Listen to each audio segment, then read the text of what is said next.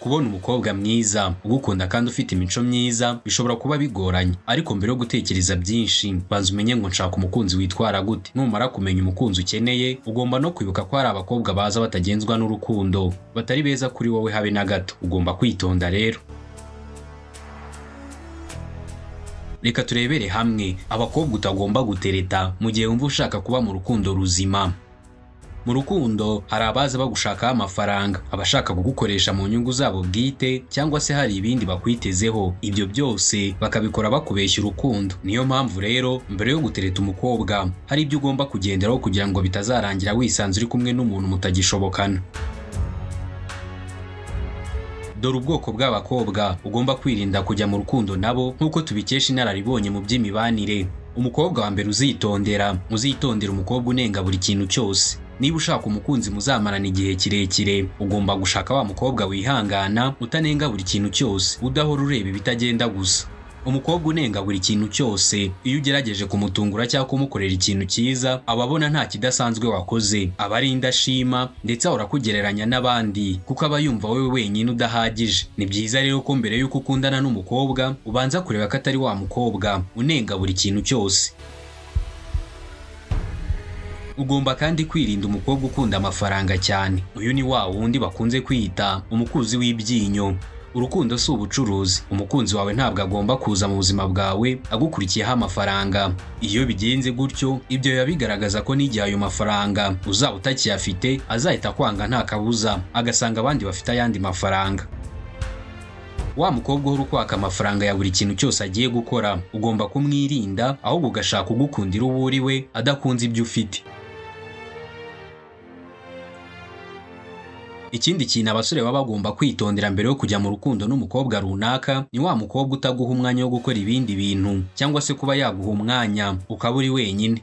Yego ni byiza guhorana n'umukunzi wawe, ariko hari igihe kigera buri wese agakenera umwanya we. Icyo gihe rero iyo gikenewe, umukobwa ukabona ntago abikozwa, uwo mukobwa ntago aba ari mwiza kuri wowe wa musore we. Umukobwa uhora ushaka ko buri mwanya muhorana, cyangwa se muhora muvugana kuri telefone, umukobwa uteye utyo akenshi ntago aba agufitiye icyizere, aba yumva ko nimutandukana urahita ujya mu bindi. Bityo ni hahandi iyo mutari kumwe usanga guhamagara kenshi, utamwita bakakwandikira ubutumwa bwinshi cyane, akaguhamagara kenshi, ugasanga yewe yanarakaye kandi mu by'ukuri ntacyo mwapfuye, ahubwo ari uko yakuze kuri telefone. Ibyo byose akabikora atabanje kumva n'impamvu iri ku ruhande rwawe ngo byibuze koko yumve ko yarakajwe n'ikintu cy'ukuri. Akenshi usanga niyo ugerageje kumusobanurira impamvu zabiteye aba adashaka kuzumva. Ibi rero naho biba bitandukanye no gukundana n'umwana. Rero wa musore we uba ugomba gukundana n'umukobwa kandi akamenya ko ugira ibindi bintu byo gukora bitari uguhorana nawe gusa. Iki kintu nacyo ugomba kucyitondera igihe uri mu rukundo n'umukobwa. Ariko abasore benshi bakunze kugwa muri uyu mutego kuko baba bumva kanga hariho ubugabo bwabo bugaragarira. Ugomba kwitondera umukobwa wita ku nyungu ze gusa. Wa mukobwa uhora akubwiye ibyo akeneye ko umukorera, akugisha inama, mbese wa mukobwa uhora ukeneye kumwumva ndetse ukanamufasha, ariko nyamara wataguha umwanya wo kukumva, ndetse akaba nta n'ubufasha na buke yaguhereza. Nituvuga ubufasha hano ntihumve ubufasha bw'amafaranga gusa. Ibintu abasore benshi bishyizemo ko nta mugabo usaba ubufasha ntago bikwiriye mu by'ukuri. Igihe uri kumwe n'umuntu mu rukundo, mwese muba mugomba kurugiriramo ibyishimo kandi mwese mukarwungukiramo. Urukundo si abakobwa gusa rwagenewe, bityo rero umukobwa utaguha agaciro ahubwo uhora ugukeneyeho ubufasha, nyamara wowe nta kintu na kimwe yagufasha, ugomba kumuhungira kure. Ikindi kintu abasore bakunze kwirengagiza nuko batagomba kwizera umukobwa utagira inshuti. Buri muntu wese agomba kugira inshuti. Umukobwa rero uri wenyine uhora wigunze udafite inshuti cyane cyane iz'abakobwa bagenzi be, ibyo biba bigaragaza ko hari ikitagenda mu buzima bwe. Uwo mukobwa ashobora kuba atabana neza n'abandi cyangwa hari ibindi bidasobanutse kuri we. Niyo mpamvu uba ugomba kwitondera ba bakobwa bagenda bakubwira ko batagira inshuti z'abakobwa cyane ndetse batanakunda kugira inshuti.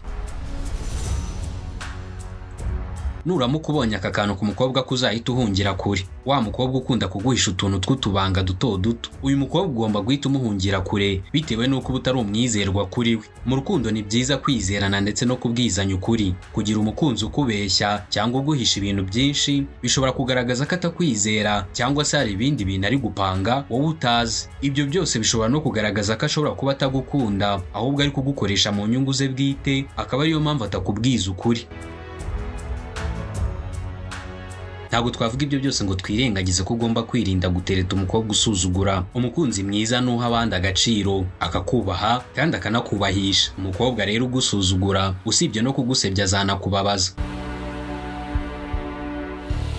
Ikindi kandi ni uko ugomba kwirinda kujya mu rukundo n'umukobwa w'umusinzi, wa wundi uhora mu kabari yasohokanye n'inshuti ze. Akenshi usanga abakobwa bameze gutya baba batashobora no kwita ku nshingano z'umuryango mu gihe bubatse urugo, bityo iyo mubanye nyuma havuka ibibazo kandi mu by'ukuri byaratangiye ubireba, wowe ukabifata nk'ibintu byoroheje.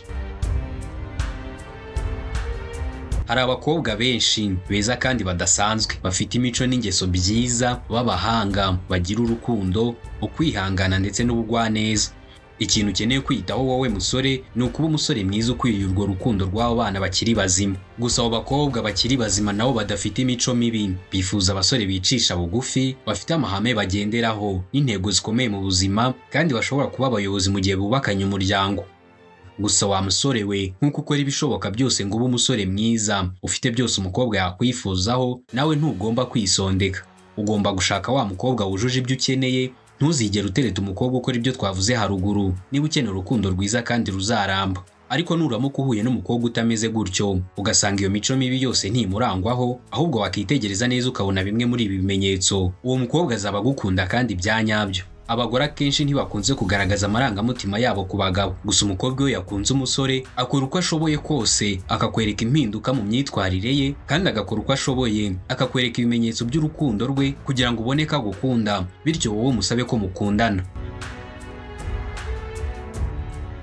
Dore ibimenyetso bigaragaza ko umukobwa yagukunze ndetse yakwimariyemo wese.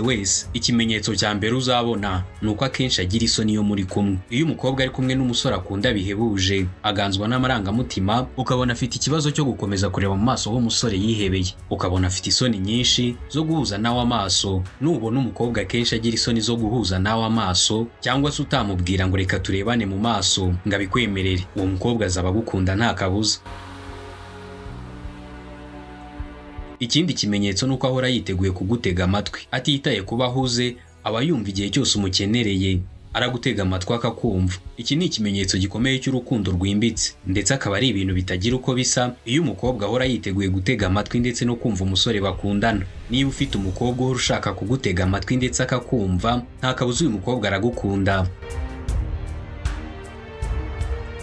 Ikindi kimenyetso gikomeye ni uko umukobwa ugukunda aba yifuza kumarana nawe umwanya munini. Umukobwa ugukunda aba yifuza kumarana n'umusore akunda igihe kinini, bitewe n'uko abakobwa benshi iyo bakunda abasore baba bumva barinzwe mu gihe bari kumwe n'abo basore bakunda cyane. Ibindi bimenyetso bibiri bigaragaza ko umukobwa agukunda, ahindura imyambarire ye ku bwawe ndetse akakwereka inshuti ze n'umuryango we. Iyo umukobwa akunda cyane umusore, ahora yishimiye kumwerekana imbere y'umuryango we ndetse n'inshuti ze. Ibyo byose abikora agamije kwerekana ko anezerewe mu rukundo arimo, kandi agahora ataka umusore mu gihe ari kumwe n'umuryango we ndetse n'izo nshuti ze. Nuba uteganya gukundana n'umukobwa ugasanga ntabwo afite ya mico mibi twavuze hejuru, ahubwo ukamubonaho bimwe muri ibi bimenyetso tumaze kuvuga aka kanya, uwo mukobwa azaba agukunda nta kabuza. Icyo gihe uzahita ufata icyemezo ukundane n'uwo mwana w'umukobwa, kuko muzahuza kandi urukundo rwanyu rurambe. Mwakoze kubana natwe, reka nsoze mbifuriza imigisha y'Imana, wibutsa gukanda subscribe kugira ngo ujye ubona ibiganiro byacu ku gihe, bidufasha kwiga ndetse no gusobanukirwa byinshi mu buzima bwacu bwa buri munsi. Ndabashimiye.